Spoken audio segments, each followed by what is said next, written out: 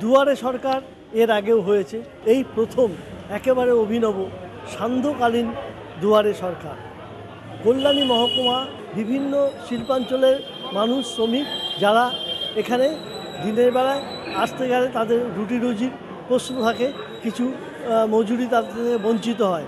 কাজের শেষে সন্ধ্যের বেলায় তারা এসে তাদের যে সমস্ত প্রকল্প সরকারের রয়েছে সেগুলো তারা নিতে পারবে।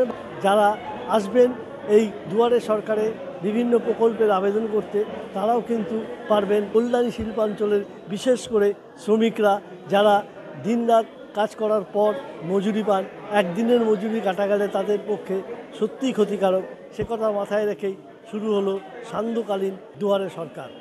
এটা আমাদের ক্ষেত্রে বিশেষ সুবিধা হয়েছে, কারণ আমরা সারাদিন কাজ করি, তো সেই সময় যাতে আমাদের রোজি রোজগারটা বন্ধ না হয়, ওই কাজটা সেরে এসে আমরা দুয়ারে সরকারে এসে এই ফর্ম ফিল আপটা করতে পেরেছি। কল্যাণীতে প্রচুর শিল্পাঞ্চল রয়েছে, এখানে প্রচুর শিল্পের সাথে যুক্ত লোকজন যারা রয়েছেন, কলকারখানায় যারা কাজ করছেন, তারা হয়তো দিনের অনেকটা সময় তারা কারখানা বা ইত্যাদিতে তারা কাজে যুক্ত থাকেন।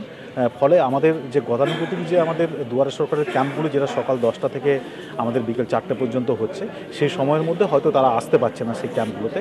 তো সেই জন্য আমাদের মাননীয় জেলাশাসকের নির্দেশে আমরা কল্যাণীতে এরকম 4টি আমরা দুয়ারে সরকার আমরা স্থির করেছি। আমি একটা দিনমজুরি কাজ করি একটা কারখানায়।